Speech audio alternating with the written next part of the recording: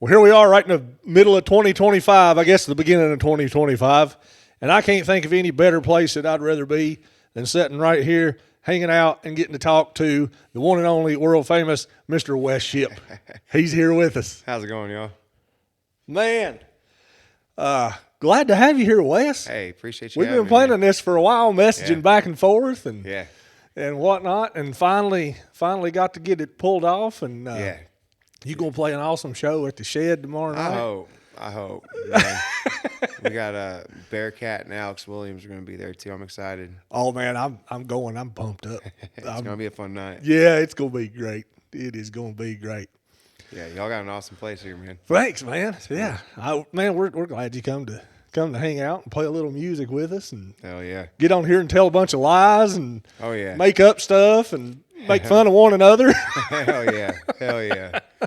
I'm here for it. Well, let's get started out. And I got a question, and I think a lot of people would like to know: how'd you get into music? What was your draw to getting into music? So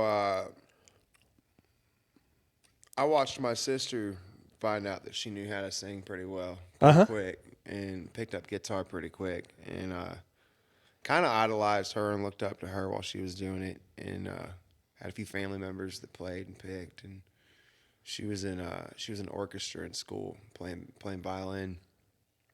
And my fingers were too stupid for violin, so I picked something bigger and started with cello when I was 11. Really? Yeah, and played all the way through school, and started playing bass in a really shitty thrash metal band in high school. Yeah, and I played a little bit of guitar for my sister, learning some like female country songs and stuff like that. And it took me a little bit longer to figure out that I could sing halfway, and started playing guitar when I was like 14, 15.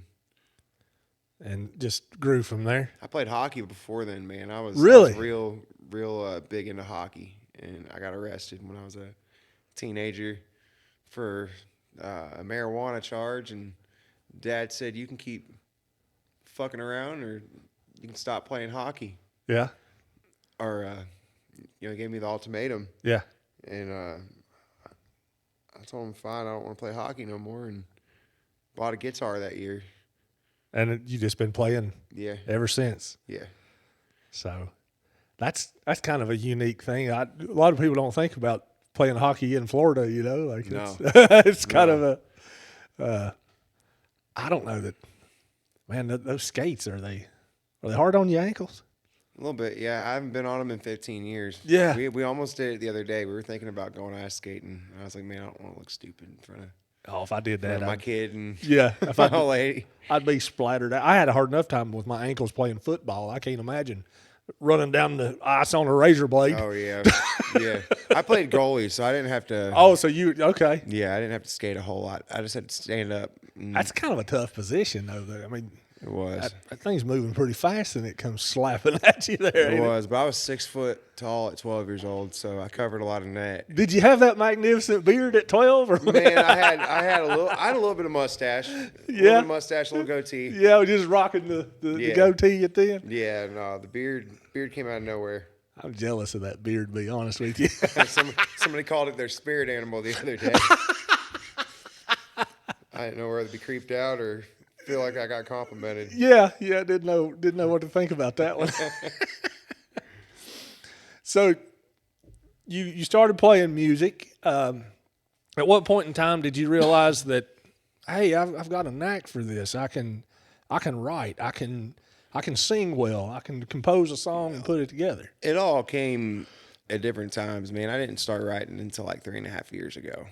Okay. But I always played. When I was 20, I decided I was going to leave home and hitchhike and travel the world and see what I could. Yeah. And I had read all these stories about Willie playing downtown Nashville and Arlo Guthrie and all these people, these old school people that would like busk and street perform. Yeah. And ended up in Nashville when I was like 20 years old and street performed there for a little bit in New Orleans, and I knew I had a knack for it in my early 20s, but I didn't know what direction I was going in, and I still really don't. You know what I mean? Because I never planned on writing my own stuff. It just kind of, it happened one day, and the first song was My Old Man. Yeah. And kind of freaked me out, and I didn't think I was going to be able to write anything that good or even close to it. So yeah, for a whole year, I struggled. But I always kind of picked as a hobby, and then I picked to make sure I either had a meal or a fix or yeah, a hotel room or whatever the hell yeah. was going on that day. You know what I mean? So you were like, well, I can do this, and you It just all out came at different exploring. times. Yeah. Yeah, and just seeing what you did. Now, what's your songwriting process like? Are you lyrics first? Are you melody first? Or does it change all the time? It's different every time. Different every time. Yeah, man. Sometimes I can get with somebody in a room and write, and it's magic, and we write 4 or 5 great songs. Yeah. And sometimes I'll get with somebody and we won't write shit. We'll sit around and smoke weed for a few hours and Just don't bullshit and end up with nothing. Yeah. The stuff I write by myself, though, it's all been different. My Old Man happened with a guitar lick. But there's been a few that have just been different.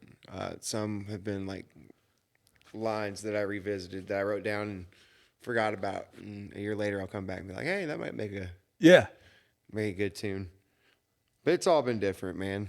Yeah. Even the co-writing, like some people I write with over text message, and some people I gotta be there in the room with them. See, that's something I've never been able to do is write over text or anything. Like I can't. Me and Creed Fisher wrote one over text. He's got coming out on his record this year. Really? And yeah. It's actually one that me and my buddy Jared Hill wrote over text, and Jared sent it to Creed, and Creed kind of pieced together a chorus and a last verse. But it's the only one I've written like that. That was like that, and my buddy Daniel Johnson, we wrote one like that called 29. Yeah. But yeah, it's always different. Yeah. I don't know if it's like that for everybody, but I tell you, I have a hard time with like trying to just look at it over text or something like that and pulling something together, because I personally, I'm more of I got to figure out what the vibe is and kind of the tone and the nature of the song in order to, and it's probably just because I'm a shitty songwriter. It's probably what the deal is. you just got to find people to write with that are constantly their worst known enemies. Yeah. Straight pieces of shit, man. Like that's the trick. You gotta find somebody that's a walking, talking country song. Just write about them. Yeah. Just be like, okay, I hear what you did. I can write that. Yeah. See, a lot of the stuff I write, people die. Yeah. Like all the time in the songs. I don't know why I go to that negative. I don't know that I've Citrus ever County Jail wound up. I didn't even realize it was a murder song, but it definitely is. Yeah. Somebody brought it up to me one day, and I was like, I guess you got a good point there. Well, let's talk about some of yours. So you got Citrus County Jail. Yeah. Give us a little history on that. Man, first time I wound up going to jail and getting back into population, I walked in, and there was 4 hardened criminals in my cell. 3 hardened criminals in my cell, and they were all telling their war stories. And there's a last verse talking about a guy that kills his wife in bed with a dude. Yeah. And that was kind of, there's a little bit of truth and a little bit of lie in all the stories. I didn't get to meet that dude. And the dude actually ended up killing this chick and her daughter. Oh, really? And it would have been a little bit different to put in the song. Yeah. But he had this fancy red jumpsuit, and it was the dudes that were Class A felony. Oh, they were different. Going down the road. Yeah, they were lifers. They were getting life charges. Gotcha. And I was asking folks what he did to get it, and apparently they'd been watching the news, and this dude was he had buried him on he was a legit psycho. Yeah. And I was trying to be some tough kid in there, and that dude probably would have wore my skin as a suit. You know what I mean? Yeah. And thought nothing, not even blinked an eye. Yeah, definitely not the dude to be messing with, right? Yeah, yeah. But that's basically what that song's about. Everybody puffing their chest out when you walk in. Yeah. Yeah, and just going through those emotions and feelings, and I mean, everybody's trying to find out whose dick's bigger in the block. You know what I mean? Yeah. Who's got the bigger charge? Remember that movie, The Longest Yard? Yeah. Where they got like the list of people, and the more stars, the more violent they are. Yeah, that's what it felt like. Is that what? Yeah. Everybody in there trying to outdo the other one. Yeah. Well, that's cool. That's cool. Which I mean, that song's got such a cool vibe to it too. I mean, it's all your songs are just genuine, and they've got an element to them that just resonates, I think, with people because it is so genuine, and you can lock in and feel the emotion of the song. I used to beat myself up about how genuine a lot of the stuff was because I felt like it was personal. Nobody would really connect with what was going on. Like My Old Man, for instance, I keep bringing that one up, but like there were certain details that were just so personal in that song, and I never planned on putting it out. Like it was just something I wrote for my dad. Yeah. And since then, I've had people write me and be like, "Yo, I've had this song played at my dad's funeral," or "This was our father-daughter dance," and I'm like, it's crazy that. You know what I mean? There was no intent on like I'm gonna change somebody's world with this song when I wrote it. You just basically writing for yourself and your dad. Yeah, and I got stuck in a spot where I was doing that a lot with my songs. Everything was super personal, and I still do that a lot. And I believe it was Kendall Marvel. I seen post something about write what you know. Yeah, it might have been him or somebody else, but I remember reading that and being like. Okay, you know what I mean? Yeah. Well, and I think that works because you can, number one, you can write it better, and then you can perform it better because you've got that connection, that emotional connection to that song, and it certainly translates well for people listening to it. And I think that's what a lot of mainstream music is missing today because there ain't an ounce of substance in that shit. Yeah. There's nothing there. So a lot of people are navigating toward independent music, and there's a reason why. And for me, it makes all the sense. I don't want to sit and listen to the same line 35 times over a drum loop, you know? Like I got no interest in that at all. I want to hear what you're not allowed to play in your 20 song hour. You know what I mean? Yeah. Yeah. That's where I'm at with it, man. Thank God for, and it sounds weird because they rape us fucking blind, but thank God for some of these streaming services because like we wouldn't have a voice in this business if it wasn't for for them. You know what I mean? Yeah. We'd be dependent on listening to FM radio and what they're allowed to fit in that hour. That'd be awful, wouldn't it? Golly, man. God, I can't handle it. What was your first song that really kind of took off that started you on this current trajectory? My Old Man, was that for sure? Yeah, the first version did well, but I put out a version. So I went and did a video with Radio West Virginia for that song right before a show I played over there in Dunbar, and I put out a Radio West Virginia version, and what I didn't know what was happening a week after that was Oliver Anthony came out of the woodwork with Richmond, North of Richmond on Radio West Virginia. Yeah. So my streams went from, and I'm not one that looks at my numbers very often. I don't put out a whole lot of music, but I went from having like 700 monthly listeners to like 10,000 in a week because of that. Nice. He helped a lot of people on our side of the business that weren't being heard. Yeah. Kind of have a place, you know what I mean? Yeah, and it just took that viral. I don't listen to his music, but I don't either. You know what I mean? But I definitely I seen what was going on there. Yeah. But it took that song off, so I'm sitting on YouTube. I'm almost at 1 million streams or plays or whatever they call it. Hell yeah. That's That's significant right there. Yeah. I mean, that's a lot of it's a lot of ears listening to your creation. It's wild to think about. Ain't that crazy? Like all these people, and then you, like you mentioned, the people that reach out to you and they're like, "Hey, I really connect with this song," and that's got to make you feel good. You know, man. like that's just so awesome. Yeah, no. Like I said, I don't think anybody starts writing songs because they want to change somebody's world with their lyrics. You know what I mean? Yeah. I think it has to come from a place of selfishness, I guess you would call it. Yeah. And soul searching, digging. I think a lot of people use songwriting for therapy. Yeah. Because I can Think about poets, man. Yeah. Yeah, they're all poets, all good writers are somehow fucked up. Yeah. To some degree. Yeah, it's a release. Yeah, I mean, you don't see somebody that's got all their shit together out there creating beautiful art. No. It comes look from look at Mark Twain or Edgar Allan Poe or hell, even Hemingway, he was Hemingway, yeah. Yeah. He was out there. Oh yeah.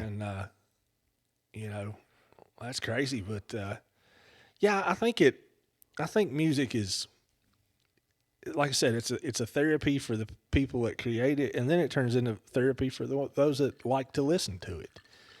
And it's just super awesome that we have that avenue, because I think music says some things that can't otherwise be said, you know? Yeah. Yeah, I feel like a lot of people communicate that way. Yeah. If I'm feeling a certain way, sometimes I'll send a song to Bree. Yeah. You know what I mean? Yeah, you're like, I don't want to talk to you, but listen to this and you'll know what I'm talking about. Yeah, no. She's do it a lot.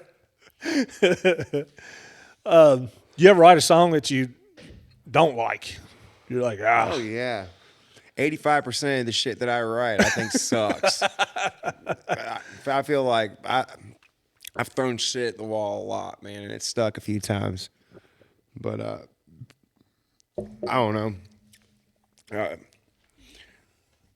I'm not married to a lot of the shit that I wrote. I was watching this video of Dean Dillon at the Floribama, and he said something about somebody saying that all their songs are like their children, and he said, "Well, if that's the case, I got some ugly fucking kids." And that's the way I feel about some of my stuff, man. Like especially a lot of the earlier stuff. Like me and you were talking earlier about, like, if you watch, like, nothing against Brent Cobb, but like if you were to take that first record and the newest record, he sounds completely different, and I think it's just what time does to somebody. You know what I mean? Yeah, it is. And when you grow, every part of it grows. Yeah, and I think for me as a fan, I like to hear that and see that growth. Yeah, because absolutely. And I was talking with Brandon Martin about this, and I mentioned to him, we'll all be dead 100 years, and that path that you took is out there for the world forever to listen to. Yeah. So 100 years down the road, somebody's going to be listening to Wes Shipp, single number one, and going all the way through the damn timeline. And it's wild to think about. Ain't that like kind of freaky? Like, you're solidifying your place on the earth with the art that you've graciously shared with the world. Man, all of us are right now. It's a time in the world that folks are going to remember with music, I think, and it's going to be guys like us, and we don't even realize what's going on right now. Yeah. You know what I mean? There's a whole, like, the doors are open, the floodgates are fucking open, and there is a plethora of good music being put out. Yeah. And it's wild. Wait till 10, 15 years down the road and you look back, and it's gonna be nuts to think about. And all we thought we were doing was living. Yeah, just out having fun and playing music and doing what we love, and then lo and behold, it became the new standard. And that's what I think is going to happen. Yeah, I hope. I think that the independent route is going to become the new standard, because you take away all the bullshit, you take away funneling and shoehorning something into what in the hell some asshole thinks people want to listen to, and you let people decide, what do you like? and you listen to and support what everybody likes. Shit, my playlist is all over the damn map. Same. You know? Same. I listen to a lot of rap. Yeah, see, and a lot of people don't know that. I don't listen to any rap, but I'm a big blues guy. Oh, yeah. I like blues, like I go back to even Robert Johnson kind of blues. Like they don't get no rawer than that kind of music right there, So I go there and then think about like Stevie Ray, and then nowadays you got guys like Tab Benoit out there doing his own Louisiana style of blues. You got Samantha Fish out there burning it up. Yeah. So, I've got that. I've got country stuff. And then I like, I get over into some of the funk and Motown and stuff like that. Cause I like grunge and alternative music too. Yeah. Like I feel like I missed the mark by about 7 or 8 years because like I grew up on like Blind Melon and Alice in Chains and Matchbox 20. Yeah. STP and shit like that. You know what I mean? Yeah. Pantera, Metallica. Matchbox 20 had a hell of a lot of good music. And it was right down the middle of the road, kind of. It wasn't super hard. We got one of theirs I got on my set list, actually. Really? Yeah, yeah. Which one are you doing? If You're Gone. Okay. Yeah. It was off the Mad Season record, I think. Yeah. Yeah, huge Rob Thomas fan. Yeah. And he's from Florida, so that makes him that much cooler. Yeah, yeah. And I like to hear when people take a song that was done in one genre and then do it in another style. I love it. That makes it, for me, I'm like, that's so super cool. Yeah, I'm a sucker for finding covers and making them your own. Yeah, yeah.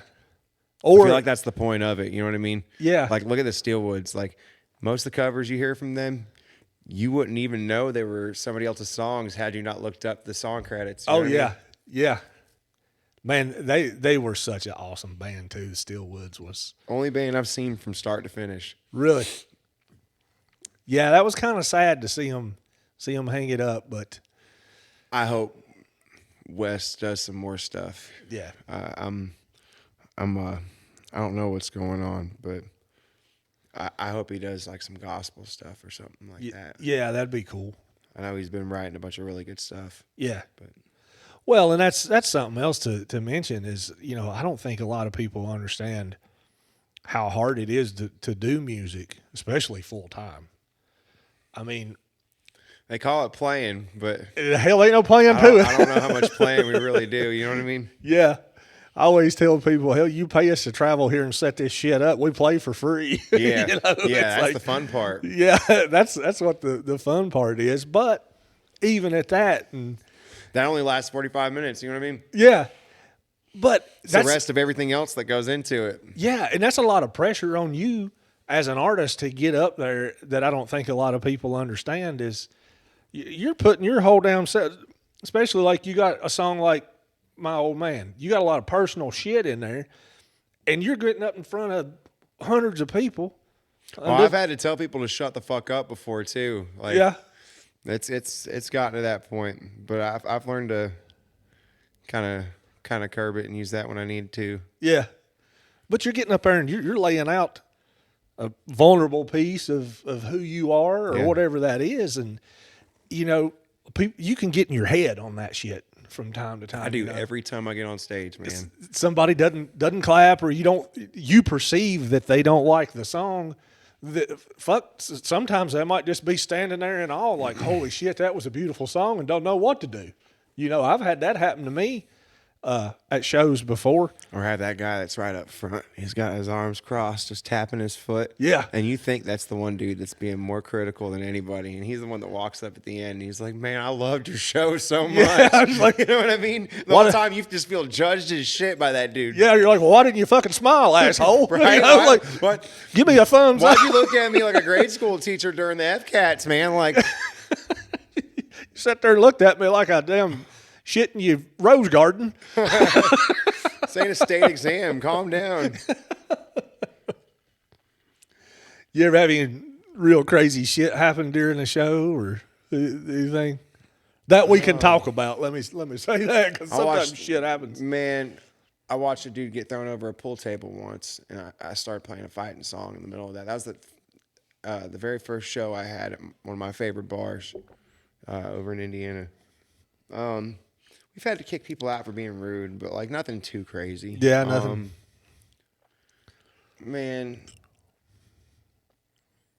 yeah, I can't think of anything too crazy. Nothing. I mean, other than like in the moment, like hard to explain kind of shit. Yeah. There was this one time I was with Ward Davis on the road, and I didn't know how I was going to handle this, but we got down to the last song, and we were at the Mississippi Moon Bar in Dubuque, Iowa. It was connected to this like casino, and I got to explaining about my old man, and all the sound cut off. Oh. So it was either forget the song, get off stage, or buck up and figure out what the hell you need to do. Holler. So I walked to the front of the stage and told everybody, if you want to come up front to listen to this last one, get up here and do it. and that was kind of like a holy experience. Yeah. You know what I mean? Yeah. There's been a few times when I was on the road with him where it was just an unreal thing, because I'd never really been put in front of crowds like that. Yeah. That was a really big appreciated opportunity, and it really helped me figure out that this is what I wanted to do. I saw a video of you and Ward to where you were coming up on stage and doing a song with him. And you just nailed it, number one. But if I remember correctly, Ward was playing the guitar and you just walked up and sang. And the part where you were singing, I watched Ward and he was looking at you and he was kind of going, dude's got it, you know? Like, and I remember looking at that. That was another moment. That was my favorite moment of last year. Was it? Yeah, man. We got to do that 4 nights in a row. Really? And it was 5 nights sold out at Bucks. And, yeah. That's pretty much how I got on the road with him. I posted a video of me playing the overpass. And like 2 days later, I get a text. And it's like, hey, this is Ward. Is this Wes? And I'm looking around the house to make sure, like, somebody's not on a text app fucking with me. You know what I mean? Yeah. But, yeah, that was a really surreal moment, man. I got that one pinned on my Instagram. Dude, that you killed that one. So and that one hit real hard because I lived that moment. Yeah. For years, man. There was a lot of times I didn't know where the hell I was going to sleep or nothing like that, or it was a really weird fucking place, or yeah, that one just hit different. And hopefully we're putting that one out this year. I'll see what's up with that. So I saw in the comments of that video, and I liked number one, the music was awesome, but the way you recorded that video, it was just you sitting there on the ground playing the guitar and doing your thing. So that wall was behind my buddy's swimming pool, and he got all those pillars from an overpass. Somebody was building an overpass. Really? And put them there, and he's like, I got a perfect spot for it. Holy shit. Yeah, so that was the coolest part about that. Not a lot of people know that. Hell, now everybody knows it. Yeah. So those were overpass pillars behind me that my buddy had gotten from a job site and kind of built a wall on the side of his house with. Oh, that's cool as shit, so man. I thought that was kind of a cool moment. Yeah. So I was, number one, to watch the video, and I was looking down through the comments, and like everybody was just blown away. And so I don't know, somebody got on there and said, you need to cut that, or Ward needs to let you cut that or something. And I saw he commented, and he's like, hell, he can do it. He said, I wish he would. Yeah, I wish he would is what he said. Yeah, that's what he said. Yeah. I wish he would. Man, I was jumping around the house that day. I was like a kid in a candy store. And I saw that, and I'm like, man, that is the coolest shit you would ever. You would have thought that I got asked to play the Opry that day. Yeah. That's how excited I was. Well, and that's cool. I mean, we all have people that we look up to, man, and that help out. A lot of us look up to him. He's kind of the pillar of what we're doing. Him and Cody. You know what I mean? Yeah. And the thing I like about him and you as well is you guys will speak your mind. You say what you want to say. You're yourself. It might get us into a little bit of trouble, and it might deter some people, but the people that it deters probably weren't in our circle to begin with. And why would you not want to interface with somebody that spoke their mind? You know, I mean, we live in a world of fake shit today anyway. Something. Yeah. Why why in the hell wouldn't you want to gravitate towards somebody that's like, hell, I'll just tell you the way it is, and there it is, you know. That's Well, I was told a lot when I started, like, until you got the money to back it up, it's best not to have an opinion on certain things. And that might have got me into a little bit of trouble, but I know who my people are. yeah. And I know who's gonna receive me the right way. Yeah. You know what I mean? And if they don't, then It's okay. It's their loss. Yeah. You know what I mean? I don't think I've ever had ill intent or anything like that, but I'm not gonna stand for bullshit either. Oh yeah. And that for me, that's one of the things that I like about you as an artist and as a, you know, as a human, is that you don't put on any fake bullshit. You get what you get, and I appreciate and I gravitate toward that kind of thing, because Appreciate that. I can sit and have a conversation with you, and you can say, "Well, Andy, I disagree with you." And that's cool. All right, fuck, we disagree. We can talk about each other's points, and we might both learn something and still walk away disagreeing. But that's the problem with this world today, is that you can't disagree with somebody without them just fucking losing their shit. yeah, it's like, oh, you hate me. No, I don't. I just have a different viewpoint. Yeah, that's okay. Like, if we were all the same, it'd be a boring ass world. Oh yeah, You know it'd be terrible. I mean, you wouldn't have. We wouldn't have music. nobody to argue with. No. You know what I mean? Hell, it wouldn't be nothing to watch on TV, wouldn't it? Right. Hell yeah. Yeah, no.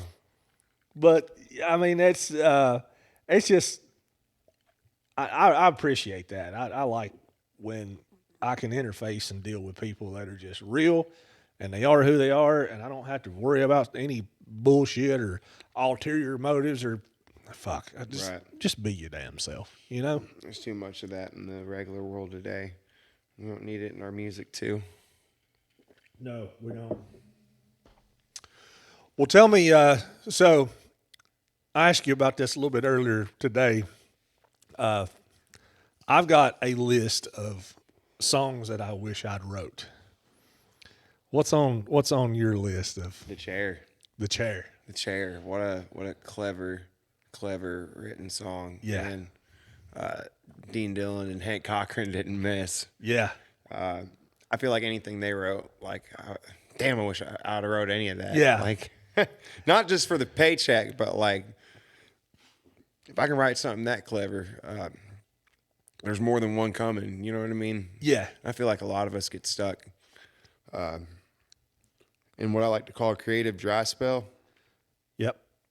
And I don't know. It felt like those guys didn't really have that problem very often. Doesn't seem like they did. So anything Dean Dillon wrote, I wish was mine. I wish I could just steal it and make it mine. Yeah. And I like that you brought up the fact that song is clever, because that's one of the things that'll catch me on a song. Creative writing, like. Yeah, and if you've got some twist or something in the song that I didn't see coming, no matter if I've heard it 1,000 times. Excuse me, could I drink you a bye? Oh, listen to me. What I mean is, could I buy you a drink? Anything you please. Like, what the fuck, dude? Who thinks of something like that? You know what I mean? Yeah, it's like the cleverness and the thought that goes into that. And even with like movies, I don't want to see some just bullshit movie where they're out there just acting fools. I mean, Jackass is pretty cool, but you know, I want to see some kind of something that I didn't see coming. And that's entertaining to me, is, oh, there's thought. And then you go down the rabbit hole of tying all these things together, because there's about 8 or 10 other clues in the song that you could pick up on after you have heard the twist of what happens. And to me, that's like over the moon songwriting when you get those kind of things to where there's that kind of a twist and there's whoa, where did that come from kind of thing in it. Oh yeah. Yeah. Clever wordplay, man. I don't feel like there's enough of it in writing anymore. There is in what we do, but like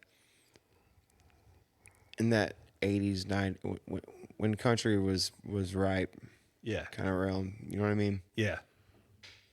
Oh, they had a lot of them back then. I mean, you know, trying to think of some that were along those lines of that clever.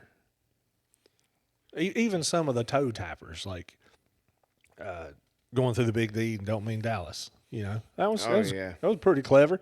There was a lot of cool sayings, and it's more of a upbeat kind of a toe tapping type of a song. But there's this one that I cover at a lot of my shows called "Don't Make Me Feel at Home," and a writer named Kim Williams wrote it, and it's along those lines. Like it just the shit you weren't expecting right as the chorus hits. You know what I mean? Yeah, yeah. That's the things that I like that pull me in. And then another element that I really like is those where you essentially paint a picture in somebody's mind. It's almost like you listen to the song and you can see the video in your head. The storytelling. Yeah. Like those things, those type of songs are real. They resonate with me a lot when it gets to that Chris point. Knight's one that's killer with that, man. Oh God, yeah. Paint the picture right in front of you. Yeah. We funny thing about him, and we kind of talked about it a little bit earlier, is everything you write in a song is not true. You know, it doesn't have to be. If it was, Chris Knight had been in prison a long time Oh ago. hell yeah, which I started listening to him early on in my music career. It's probably why I kill everybody in the songs I write. He was, I was at one of his shows one day, and he was playing Down the River. And he got done playing the song, and he was like, I don't feel like, have you ever met Chris? No, not yet. So he doesn't say a lot. He's a man of very few words, just like his songwriting. Very few words, but he conveys a shitload of information in the words that he chooses, right? So he was up there and he was talking, and he was like, I don't understand why I have to say this, but I feel like I do. But my brother didn't get killed. Right. He was like, right. This is a song? And I made this shit up in my head. Because some dude had come up to him after a show. Some Stephen King ass songwriting though. Yeah. Like, holy shit, dude. Yeah. But some dude had come up to him after a show, and he was like, man, I'm really sorry to hear about your brother. And Chris was like, well, I managed to get by. He just fucking rolled with it. He didn't even play into it. He's like, you know what? Fuck this. I'm just going to roll with it. And he's like, it's been hard, but I managed to get by. Man, there's this lady that thought I was Ward behind the stage at this place called Big Board Barbecue Company out in Minnesota. Yeah. And we'd sold like 800 tickets to this fucking show. So I'm sitting backstage, and this woman comes up to me, and for 30 minutes thought I was Ward, man. And I made up a story about Natalie that never happened. Like, I let him have it, bro. And Ward was sitting over in the van next to him with the window down about that far. I get done talking to her, and he's like, man, you need to do that every time somebody mistakes you for me. Yeah. I was like, I'm going to. Just run with it.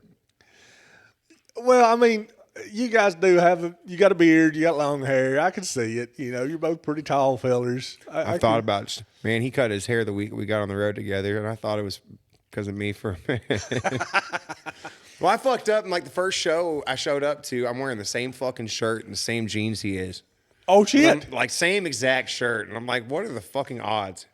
Oh, God, you was a stunt double, wasn't you? Yeah, I was not. I wasn't meaning to do that at all. I just lost my razor, man. That's all. Yeah, what's the deal with everybody cutting their damn hair nowadays? Have you noticed that? Everybody's cutting their hair off. Man, I got a funny shaped head, so. Well, I do too, but my problem is my hair's thicker than a damn polar bear. Yeah. So if I grow it out, it just turns into this orb of hair. That's Like an afro. Yeah, it's like an afro. It just sticks out. And I was like, I can't handle it touching my ears. Yeah. For whatever reason. Like, I would rather grow it out long and not have to fool with it. Mine was a mullet for a minute, man. So I had to grow out the mullet part. So it wasn't like I had 2 awkward stages. So now it's finally where I can let it down and it's like normal hair. But for a while it was like I looked like one of them, the chickens that got the big old poof on the top of their head. Yeah. Yeah, one of them. My God. We're getting invaded by government drones. Oh, yeah. Again. Yeah. Birds ain't real either. Yeah, birds ain't real. No. Yeah, no, Bree don't listen to that shit, but birds ain't real, y'all. Yeah. I just learned the other day that according to the tinfoil folks on the internet, that the wildfires in California were caused by direct energy weapons, whatever the fuck that is. I seen somebody talk about it being all the gay people in Los Angeles, and I about fucking lost it. No, God's mad, man. They called it Santa Ana winds, but God's mad. Yeah. That's all I'll say about that. Yeah, I tell you, there are some, if those people would take some of that creativity and write a damn good song, they may not be an annoyance to the rest of us. Yeah. Yeah. Yeah, hell yeah. Well, what you got coming up this year? I know you got Some cool stuff, man. Bunch of shows. Yeah. We just announced we'll be on a country concert 25. Hell yeah. In Fort Loramie, Ohio. We'll be on the homegrown stage. Blake Shelton and John Party are headlining that one. Nice. We got a few things I can't announce yet, but Yep. some festivals that y'all been waiting on us to announce. I'll say that much. Let's see. We'll be with Alex Williams and Bearcat tomorrow at the Shed. That's going to be a banger of a Yeah. show. Boy, I'm looking forward to that. And then next week, man, we're in Illinois. I'll be in Illinois and Buck's Bar and Grill for 2 nights in a row. We'll be with Addison Johnson and Whitey Morgan for 3 acoustic shows. Yeah. So that'd be a cool one. We got a lot of cool stuff coming up here shortly. Nice. I'll be down in Florida with Confederate Railroad the start of the year. Man, those are some cool guys. You played with them before? Yeah, man. I had a buddy that was late to a show, and it was me and Way Jennings and Justin Johnson, who he's been on the road with the Red Clay Strays for a while. And I had a buddy that was late, and all of a sudden, Danny Shirley comes walking up behind us, and he's like, "I'll play a few songs till he gets here." And they played Daddy Never Was the Cadillac Kind and Trashy Women. Oh, yeah. Buddy come walking up, and he didn't even know that Danny had saved his fucking ass on that one. That was the first time I got to meet him. Bree got her guitar signed by him, and oh, that's awesome. we were at Cooter's birthday bash for Cooter from the Dukes of Hazzard. Yeah, from the Dukes of Hazzard. Yeah, it was cool, Yeah. man. That's awesome. But this will be the second time getting to hang out with him. Yeah. So you're out there. I mean, you're pretty much running and gunning every damn weekend this year, right? Yes, sir. I mean, yeah, we're trying to be. Putting some miles on. Yeah, and at every little space in between, we're working on getting some new music out there this year. So nice. Something we didn't do a whole lot of last year. I kind of focused more on writing with other people for other projects and stuff like that. Man, it costs money. If anybody wants to donate me $1 million to the next record we put out. Well, if Shinerbach might want to get involved with this, I mean, we are drinking their fantastic product right now. We're talking to you. Yeah, we're talking. Oh, I'm sorry, I'm at the wrong camera. Shinerbach, look, we could use a little bit of help over here. Fucking music ain't cheap, bud. Yeah, it takes a lot of money to do this. So, going into the studio, when you get a chance from we're going in March. Okay. And we're going to get a few songs recorded. I got a few different records we're working on for next year. I got an EP of some stuff that I've been writing and stuff I've already written. And I'm also working on a bluegrass EP. Oh, really? Yeah. Now that's something interesting. So this is the first time I spoke about that. on a podcast or anything. But yeah, we got a bluegrass EP we're working on. Nice. Gonna re-release some stuff we already got out, and chop it up and grass it up, and So you're gonna a few covers, and oh dude, that's amazing. yeah, it's gonna be fun. Yeah.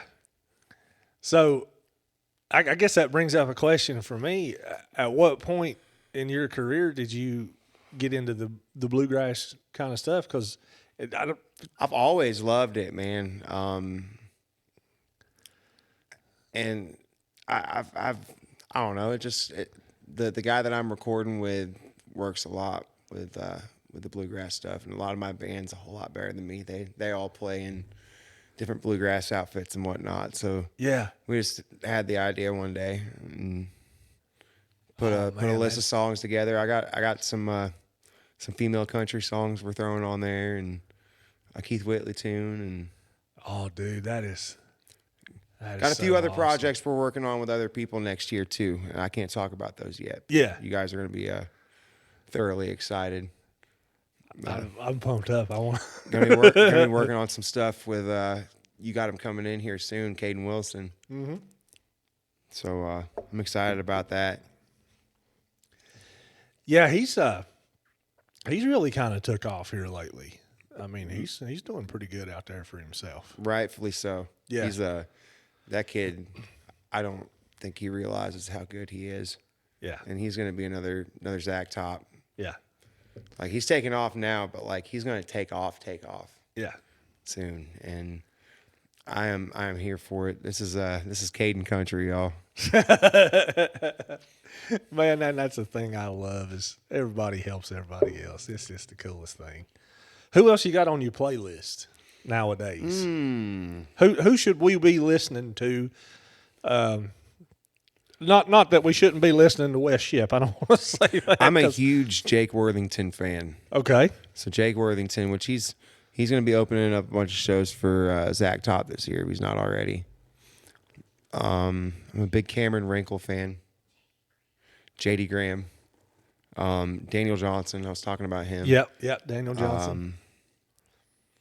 Let's see, some more people that folks should know about.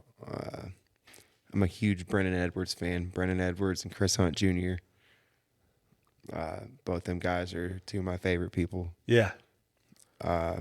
Big old Clint Park fan. I don't care what his friends say about him. Oh, Clint.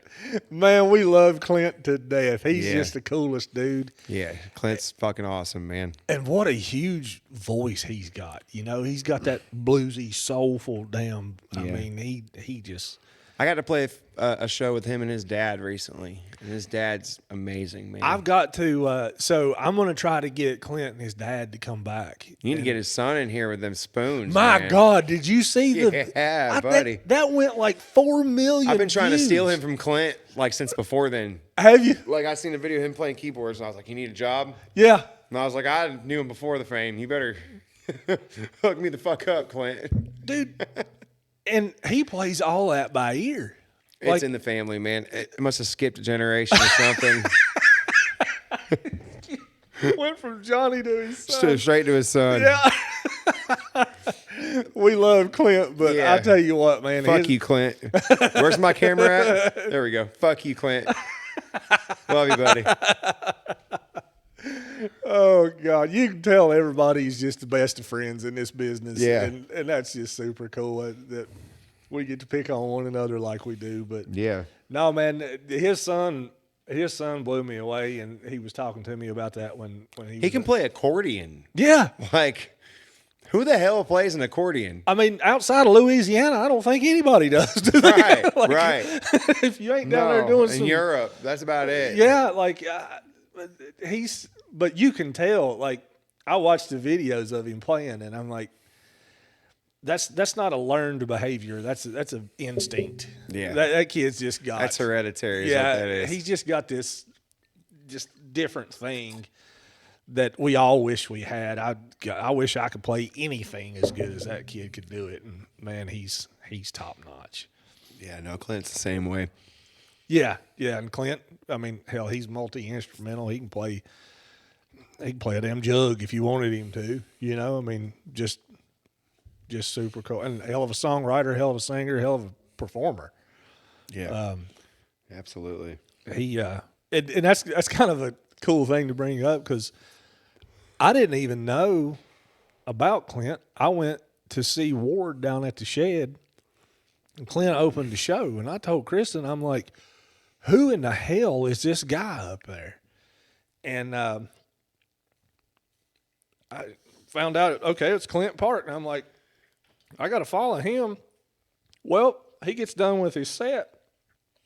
They do the changeover, and damn if there ain't Clint playing bass for Ward. And I'm like, my God, what a talented human. You know, yeah, no, he's killer, man. He's a cool dude. He really is a cool dude. We've partied quite a bit together, man. We ain't got to write together yet, and I'm hoping we get to change that soon. We've met to get with each other for a minute. But, yeah. I'm wanting to write with a lot more people this year.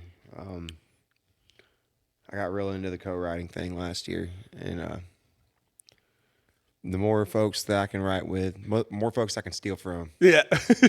Let's do it. Yeah. I'm gonna steal from all of them. Yeah, just steal everything. Yeah, hell yeah. Steal their lyrics and put them in my songs. Which that's here, you can have that. Oh, no, I'm good. I got this right Okay. here. That's a cool thing to talk about as well is how in the hell do you guys find time? We don't. All the miles that you got to put in. We don't. Like, It's hard. It's hard to get together to do co-writes and I've stuff. had co-writing sessions set up with people for over a year, and we just haven't been able to. The damn calendar gets in the way. Oh yeah, man. That's the worst part about doing what we do for a living is we never get to go do the cool shit unless we're booked on it. You know what I mean? Yeah. Unless we just happen to be there. Yeah. Just happen. Which that's something I'm making some time for this year too. Is like when I'm not playing, I'm going out and supporting other people. Yeah. And, like next week, we're going to see Creed Fisher and Brian Martin over in Ohio. Nice. After we get off the road with Whitey. Yeah. And Creed's a really good buddy of mine. And I haven't got to meet Brian yet. But, Yeah. I'm wanting to make a lot more time for that. Yeah, and that's something that I think is cool to do because not only do you get to hang out with your friends and talk about different ideas, and You get to watch what they're doing and take notes too. yeah, you can learn from somebody else. And I find myself anytime I go to a show, I'm kind of that asshole standing there looking because But you're watching what they're doing. I'm trying to figure out what licks they're playing. You know, what are you doing? I'm paying attention to what'd you do vocally? Oh, you pulled some phrasing in or something like that. I'm studying that I'm the same way. that artist. It's not that I don't enjoy going to a concert. I do. I love to go to a concert. I love to hear that. I get energized by the music. But I'm also still trying to hone myself and my craft. And I'm like, what are they doing? And let me see how that fits and I can learn off of them. Yeah, no, I'm the same way when I go to shows, man. I'm sitting back, taking notes, watching what they're doing, stealing their gimmicks. Yeah. You know what I mean? Like that's a cool riff. I'll change the key and rip it off. Yeah. No. I feel like we all do that a little bit. You know what I mean? What's the best musical advice you've ever been given?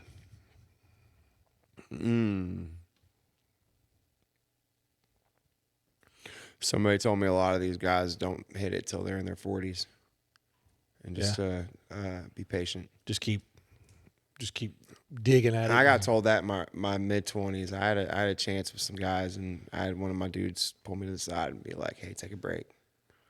Like, this is wearing you out. Take a break. Figure out what you want to do."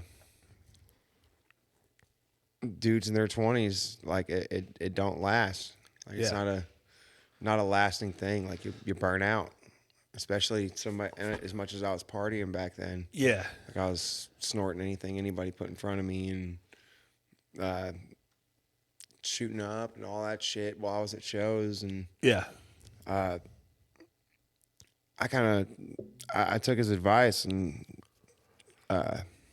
started street performing and kind of hit the road and took off and pissed off my manager at the time. And But as you said that, what I was thinking about was you may need that life experience between where you are in your 20s to where you're going to be in your 40s to be able to, number one, to handle it, and then to number two, to have the experience to go out there and be able to know how to manage a crowd, how to read a room, how to... Yeah, no, all that's taking notes, man. I watched Dallas Moore and Billy Don Burns at the start. Those were the guys I kind of watched, and Tony Logue, and a few of them guys kind of helped me figure out how to read a crowd. Yeah, how to tell my stories, and like I said, I kind of picked apart a little bit from everybody, and you kind of see how most folks do that when you watch their show. Yeah, you know what I mean? And then you develop your own style. Yeah, of how that is, and I don't know that when I was in my 20s, I was making some real fucked up decisions. I don't think I could have handled it. I don't think I could have done it. It would have been a damn disaster if I would have got any level of success at that point in time. So that's probably some pretty damn. A lot of these guys, I mean, when they hit it, and usually their prime in their music and how they sound is in their 40s. Yeah. You know what I mean? Because they figured out. I'd never thought about it until you brought it up just now. But you know what I mean? Yeah, that's the seasoned age for. Yeah. This is what I am. This is how I sound, and this is what you're gonna get. Yeah, and you can go out there and just absolutely lay it out, and by that time, you've got the stage time under your belt. You've already been doing it for 10 or 15 years. Yeah. And it doesn't bother you as much as it used to. Yeah, you've already been through the train wrecks and forgetting shit and all the shit that happens during shows, and you know the playing places with two people are in there and they'd rather you shut up so they can watch the TV. And you know, it messed with me for a minute because things picked up really quick for me when I started playing as a career, I guess you'd call it. Yeah. And they picked up, but not as fast as I wanted them to, because I was watching everybody that was doing what I was doing just soaring. Yeah. It took me a minute to really humble myself and be like, listen, everybody, this takes time, and you know, the really hard burning stars die out quick. Yeah. Like when it happens quick, Yeah. it goes way quick. That's not what you want in this. You don't want to hit it big with that one and it fade out. Well, it's building a house, right? You don't start building a house with the roof. Right. You got to dig the ground up. You got to compact it. You got to pour a footer. You got to have a foundation to build off of. And I think that as an artist, that's hard to take, because especially when you're doing your own material, because you feel a connection to those songs, and if you can't convey it, you feel like you failed. You're like, man, I know this song is good, or I know where I was at when I wrote it, and I just played it, and these people don't give a damn. They're like, I don't give a shit about you up there. Half the time I won't even play originals for a crowd like that. Yeah. Like I'll just completely resort to just go to covers. Good covers that'll catch somebody's attention. You know what I mean? I've played some shows before and earlier on, and I get pissed off. And then folks are like, "Why didn't you play any of your originals?" I was like, "None of y'all motherfuckers were listening." Yeah, you wasn't fucking listening. But I'll play them, and earlier on, I don't do this anymore, but I would play them, and I noticed that people weren't paying attention and shit, so I'd start changing the words to offensive shit just to see if I could get them to turn their head. Like, it became a game for me on stage. I'm like, do you even fucking know I'm here? And I just put the most offensive shit that I could that it would fit in the song just to see if they would do it. And nah, they didn't give a damn. Yeah. they didn't care. And that humbled me real quick. Was like, all right, dude, you know. It depends on where you're at, man. If you buy a ticket to come to see me, Yeah. like I'm going to tell you to shut the fuck up if I need to. Yeah. And I'm going to do it real nice. If I'm at a bar and I got 3 hours to kill, Yeah. like and I had somebody tell me that too. Like, if it's a bar gig and nobody bought a ticket, you're there to win them over. Okay. They're not there to listen to you. They're there to drink and have a good time. Your job is to make them like you. if they bought a ticket, their job is to shut the fuck up and listen because they know what they paid for. Yeah.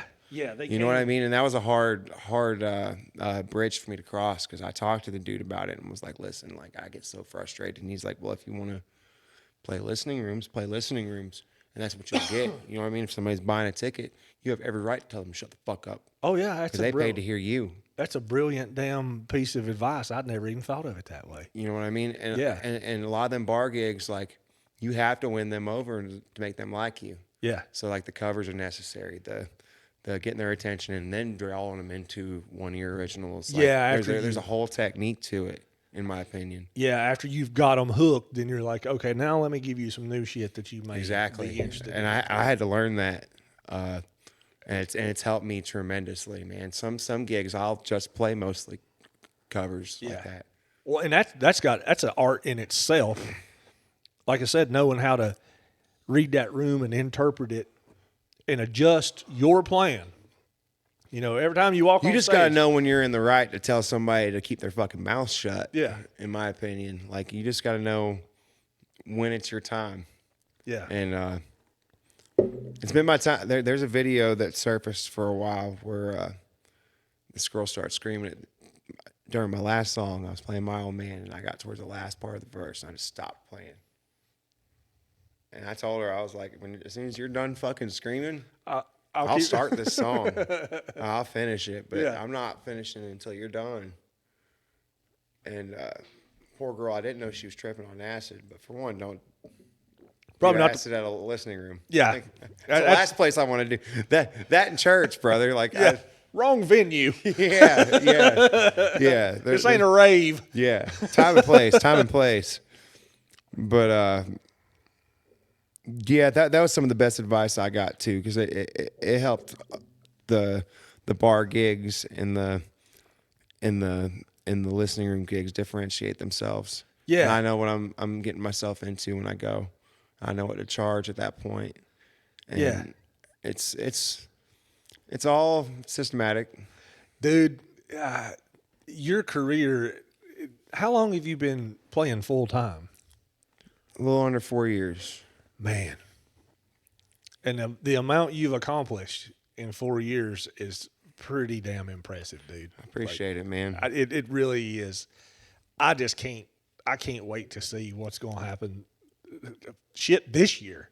You know, I mean, we talked a little bit like, man, the pieces are falling into place, and I can't be more grateful for how this year's lined up to be. Yeah, and it's just so cool to see somebody like you that is just a real, genuine person get a shot at success. You know what I mean? And that's the cool thing I like about independent music. And, you know, we kind of talked, if it was up to mainstream media and mainstream music, we would have never heard you because we didn't have a chance to. And now we do. It didn't fit in their hour. No, it didn't fit in their delusional idea of good music, because that shit that's on the radio ain't good music. I mean, you know, that I'm a big anti-mainstream music. Hopefully Zach Top's going to change that. You know, he's out there doing it, man, and I really respect him. There's a few guys on radio that him and Cody Johnson, and there's a few of them that I'm really confident are gonna turn things around. They're gonna make it hard for bro country to last. Yeah, it's gonna all dwindle off, and I really think it's happening soon. Yeah, and I see a lot of stuff that's going on, which I don't get into this country rap or any of that kind of stuff. I hang out with a few of the guys because they're it's kind of my speed of like folks I hang out with. I don't listen to a whole lot of them. I listen to some of it, but like I said, I listen to a lot of rap. So I don't understand the whole putting a track out to shit talk another artist like that. No, I don't get that part. That's dumb. But like, shit. I don't get that part. Like I know there's so much drama going on in that scene right now, and I've been seeing it through my Facebook, and I commented on Adam Calhoun's post the other day because I know him and Brian Upchurch are going through some shit, and I'm like, listen, I'm so glad I'm not a country rapper because like y'all are a bunch of fucking kindergartners with this bullshit. Oh, it's bro. childish. Like, like y'all doing everything but shooting each other. You know what I mean? Yeah. They need to go stick their damn nose in the corner for about 20 minutes and think about their decisions or something, because Right. that is not. When it's not the diss and shit, like, man, I was one of the first. I like to call myself one of the first Jelly Roll fans. Like there's folks that are disgusted by some of the shit that he does, and then there's the real fans that are waiting for another rap record to come out. Yeah. You know what I mean? Yeah. Like, it's I don't know. There's definitely a lane for it. I've noticed. Yeah, there's a market. Yeah, There's a market for it out there. And it's not the same people that are listening to I played a few country rap festivals, man, and it really kind of opened my eyes to what's going on. Yeah. Man. And some of the demographic for the folks that follow that shit are way cooler than people listening to mainstream radio. Yeah. You know what I mean? Yeah. How did you do at those shows? Great, man. Great. Them folks received me very well. Now, see, that's something that I wouldn't have pegged. Yeah, because you know, it's and like, they all smoke weed. Like, yeah, it's right up my alley. Yeah, no, I love it, man. Yeah, I would have never have pegged it. It would have gone over well. But then again, I mean, you're out there playing some of the finest music's ever been done. So fuck, why wouldn't it go over well? And you know, some of the country rap, and I'm not saying anything that's out right now, because a lot of it, like you said, is just diss music on other people. Yeah. But like, there's a lot of real shit out there that goes under the radar, even with rap music. You would call it underground rap music, and I think they got the same kind of thing going on. You know what I mean? Yeah. Media, the mainstream media pushes the bullshit, and the drama, and the sex and the drugs and this and that. Yeah. And a lot of the shit's flying under the radar, and it's probably a good thing that it does. Like there's a few country artists that I'm glad didn't hit it big, because I feel like it would have changed what they were. Yeah. You know what I mean? Yeah. Like, a lot of these people are underground, and they're kings of the underground. Yeah, that's where they thrive. You know what I mean? Yeah. No, we love them for it. Yeah, stay in that underground realm and thrive there. Yeah, it's a whole different thing. It's a double-edged sword, because we all want to have the fame and fortune. Yeah. You know what I mean? Yeah, it is. But it's, I don't know. I like what's going on over here in this corner.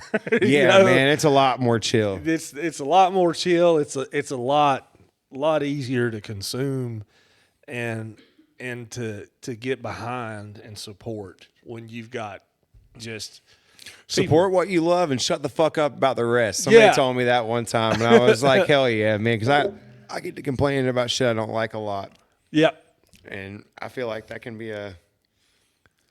consume you. Yeah, it can be a trap, and you just get stuck in a negative damn tornado. And how do you get out of it then? That's when you get the people that are like, country music's dead. It's been dead for 30 years. Died with Johnny Cash. And we're like, no, man. Like, there's some folks still doing it out here. Yeah. Well, that's like I was telling Joe about with the Waz Fest and all that, man. These people that are out there, they just need an education on the country music that's available. That's all they need. It's not a matter of they don't like it or anything else. It's just like the Southern rock movement in the 70s, man. Like, it was off the beat. People didn't have to search too far for it, because radio stations actually played good shit back then. Yeah. But well, they knew they could make money off of it. well, look at Sirius Radio, man. If you really want to find good shit, that's another good avenue to go down. Yeah. Is outlaw country. Outlaw Country and Willie's Roadhouse Roadhouse. and shit like that. You know what I mean? Yeah. There's a few radio stations throughout the country that do the old shit, but like, iHeartRadio is not going to allow that shit to happen. No. You know what I mean? And anybody's trying to sell advertising. They can't pay Johnny Paycheck for radio play, so they're not going to. Yeah. Yeah. Yeah, and that's the thing. I mean, I hate when the money gets involved, and it just seems to just muddy the waters and make everything more difficult. Which I think that here in the next 5 years, you're going to see the money move to independent. And hopefully it moves away from whatever the fuck they're doing right now. Dude. Yeah, I don't even know what you call it. I call it tractor rap. Beyonce's winning fucking awards in country music. And didn't have that on my bingo card for this year or last year or whatever damn dude. year. That was not, I mean, I would have been cool if she would have taken country songs and done them in her style. That would have been okay. Had she respected the format and not made a mockery of it, that would have been like, it was Malibu's Most Wanted in reverse. It was. You know what I mean? Like, it wasn't genuine, and everybody felt it. Yeah. And I'm not saying it. It's like Post Malone, dude. Post Malone, I mean, it was genuine, and the guy does his fucking research on our scene, and he probably knows more about country music than half of us do. Probably. You know what I mean? Yeah. Had she had taken the route he did when he put his record out, I think it would have been received completely different. Yeah. You know what I mean? I don't think that country music's anything to mock. No, it's some of the realest, truest art forms that there is. And it's because when it's good, it has to come from true joy, true pain, true sorrow, true grief. Whatever it is you're writing about, you can't fake. And you got to study what you're working with. You know what I mean? Yeah. I can't tell you how many hours I've spent watching Keith Whitley videos or Dean Dillon videos or Travis Tritt videos or Randy Travis or George Jones. Just you know what I mean? Beating it into my fucking head. Yeah. Like Bree gets frustrated sometimes because a lot of times it's all I want to talk about because I live and breathe this shit. Like this is this is it. You know what I mean? Like the strip, if it's not this, it's back to stripping, and I'm not trying to do that. Yeah, I'm too fat to strip anymore. Yeah, man, I look like the Grinch without a shirt, dude. It's all belly. I'm skinny with a belly. Nobody wants to see that shit. No, hell no. No, they'd pay us to put our clothes back on. Yeah, hell yeah, they will. I'm not 22 anymore. Oh man, that is fantastic. Well, man, I've had just an absolute wonderful time sitting here and having a chance to talk to you and learn more about your career. You know where you've been and where you're going. And I'm pretty damn excited about where you're going and this new material coming out and everything that you got going on. Man, just hats off to you for sticking it out, man. I know that shit is hard to do, you know, and you found a way. You've carved out your piece in this scene, and everybody that I talk to, and I've mentioned, you know, hey, I'm going to have Wes on the podcast, and every damn one of them is like, he is the coolest dude ever. And man, I'll have to say that now that I've had a chance to meet you. Like you appreciate you, man. Man, you're a real dude. You're genuine, and I just can't wait to see where your career is going forward. Well, hopefully it goes somewhere because somebody's got my initials tattooed on them, and it would suck if it was all for nothing. I tell you what, I mean, I was thinking about maybe getting me a Wes Shipp tattoo. And then you're talking about, well, I'm going to do a new EP, and then I'm going to go and do this bluegrass thing. I might have to do it. I might have to go get me a Wes Shipp tattoo because just the sound of that, knowing what you're capable of, dude, that's going to be epic. Yeah. I cannot wait to hear that. Yeah. Like, that's going to be some of the cool. covers we got going on that record are some of my favorite pieces that we're going to be working with, man. Yeah. We got a Miranda Lambert cover that we're throwing on that record. And, nice. I've been wanting to cut this song since before I started playing music. Yeah. Like I've always wanted to do it. Yeah. Now, are you gonna cut the Ward song? Yeah. But yes. Yeah. Awesome. I definitely plan on it, man. That's so cool. Hey, he gave me the go ahead. Yeah. He can't no take back. Yeah, you can't take that shit backward. It's objective evidence has been put out into the ether. Yeah. It's on Facebook. It's official. Yeah, it's true now. Yeah, it's Facebook official. Hell yeah. Well, man, again, thank you for coming. And Hey, appreciate you, brother. hell, you want to play some music? Hell yeah.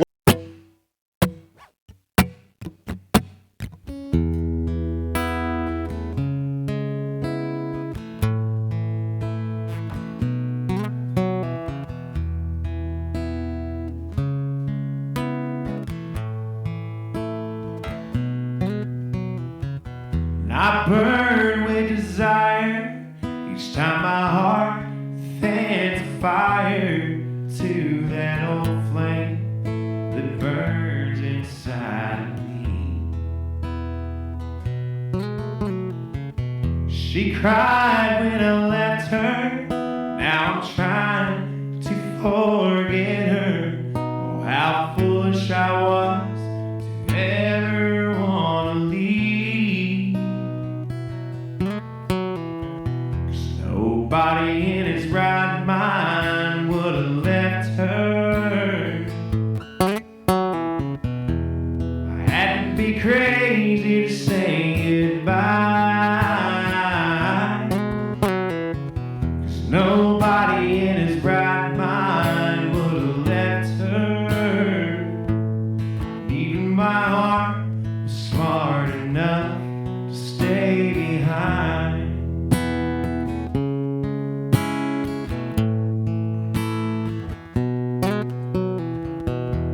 Still carry her picture, and I wish her well with a new love I know she's found by now. Each night finds me dreaming, each day I spend thinking how much I wish she was still around. Nobody in his right mind would have left her. I had to be crazy to say goodbye. 'Cause nobody in his right mind would have left her. And even my heart was smart enough to stay behind.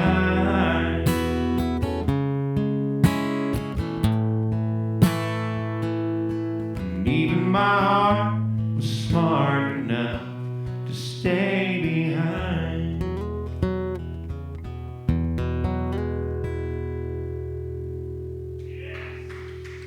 Thank y'all.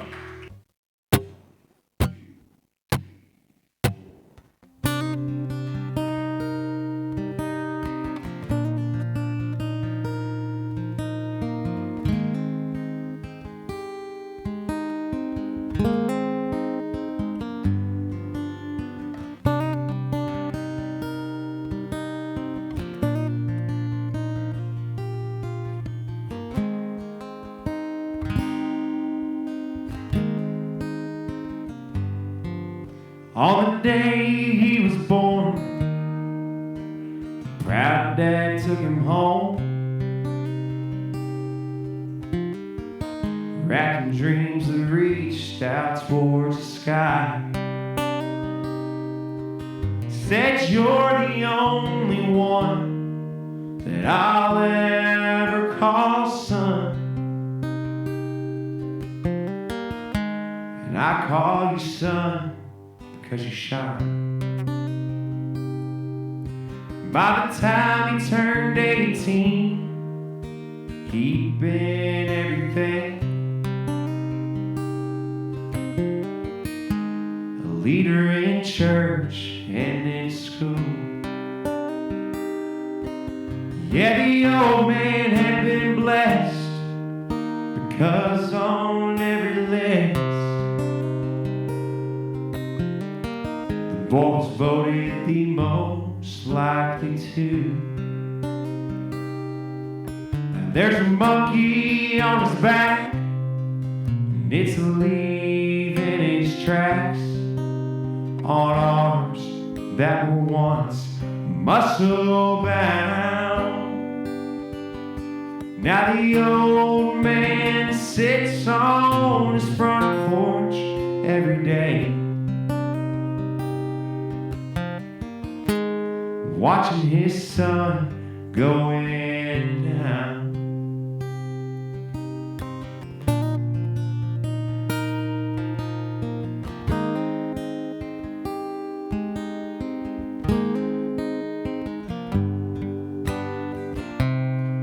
Years old, shooting basketball goals, but now his goals just ain't the same. 'Cause when you got to get high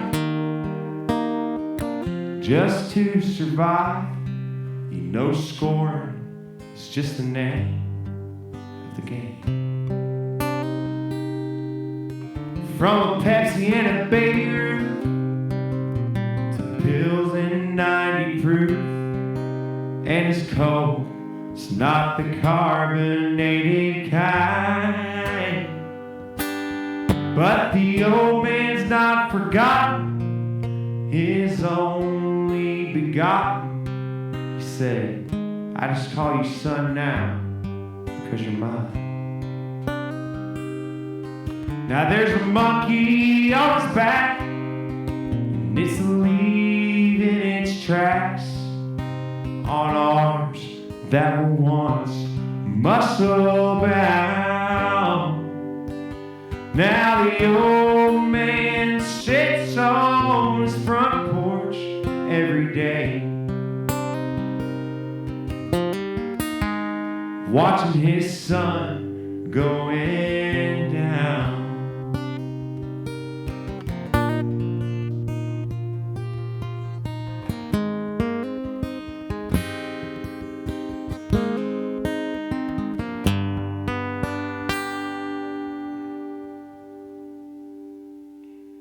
You know the horse he rode away, he didn't live off oats or hay, but he rode that horse straight to the ground. Now the old man stands with the flowers all around, watching his son going down.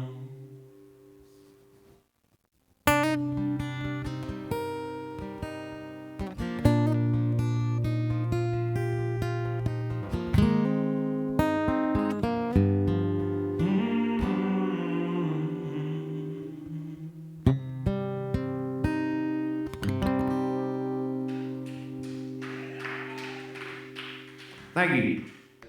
So everybody, I want to let you know that Wes is going to be playing at Jammin' at the Legion February 22nd. February 22nd, yep. And there's going to be all kinds of stuff happening. Check his Facebook. He's one of the best at putting stuff out there on Facebook, and you can find him anywhere. And we appreciate you supporting independent music, and thank you for watching this episode. And if you're watching here, we know you're a country music lover, and we're going to throw some in this episode for you. So until then, you guys be safe. We'll catch you next time. Y'all have a good one.